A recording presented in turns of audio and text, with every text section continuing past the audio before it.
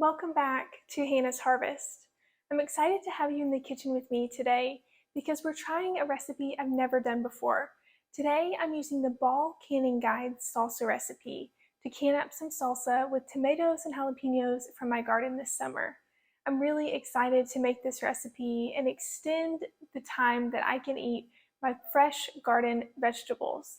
So, with canning, it's really important that you follow a reputable source for your recipe and that you follow the recipe exactly.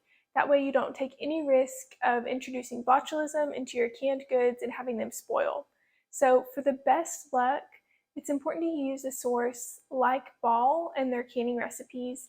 And I'm really excited to bring you along with me today as we try this recipe.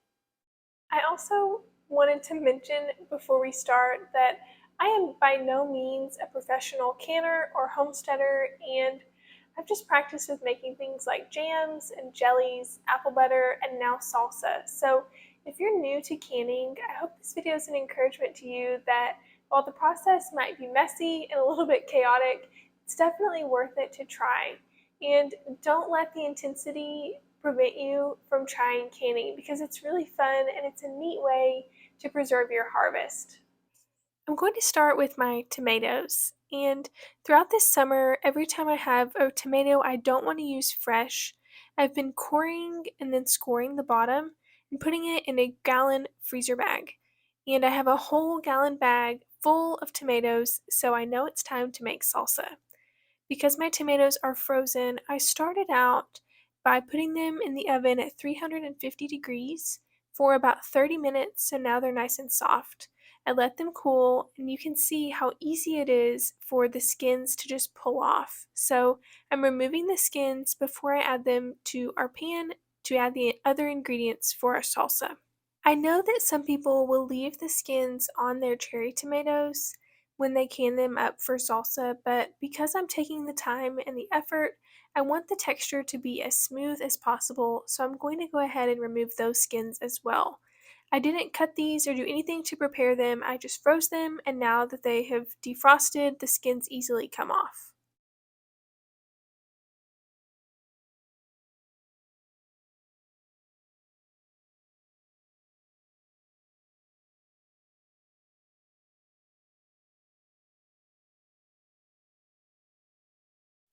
Now that the skins are removed, I'm going to ladle my tomatoes and the juice that's left over into my pan to start making the salsa.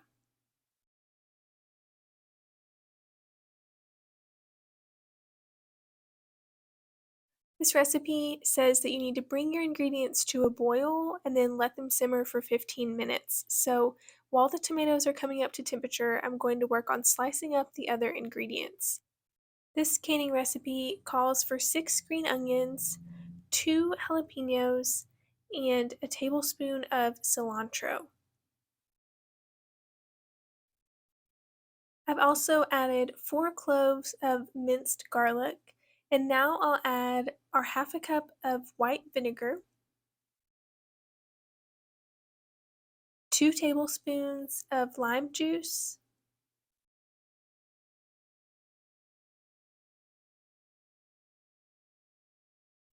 4 drops of hot sauce, and some salt. While the sauce is cooking, I'm going to sterilize my jars and lids. This is a really important step to canning. Our time is up, and I'm going to start to fill up the jars. It's important that the jars are warm, that the salsa is warm, because they're going into a boiling water bath. Something that has really helped me with canning is having the proper utensils, and having a funnel to fill your jars is a game changer.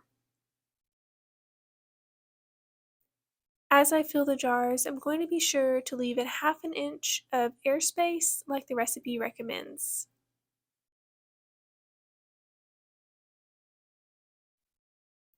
I'm also going to wipe the rims off to make sure that I get a good seal and don't have anything that could prevent the seal from happening.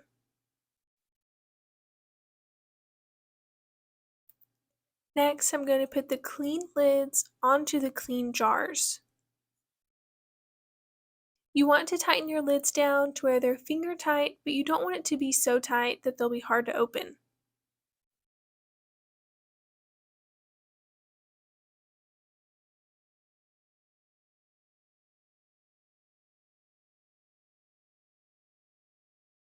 This is another tool that is a game changer for canning. It allows you to safely put your jars into the boiling water, and it makes it easier to remove them when they're done processing as well.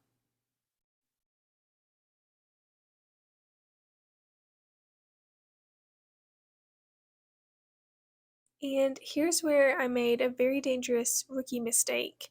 I didn't think through the volume of my jars, and so the water, boiling water, overflowed out of the pan and onto the stove and onto the floor.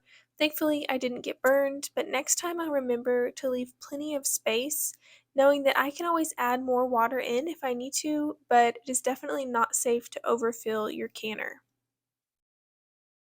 Once I cleaned the water off the counter and the floor, I set the timer for 20 minutes for the cans to process. When the time was up, I used my tool to carefully remove the jars from the boiling water and place them on the counter. And you can see the lids have popped, which tells me we got a good seal and these cans will be able to last for months. We did it! Thank you so much for joining me in the kitchen today. I'll link the recipe in the description below if you want to try it out.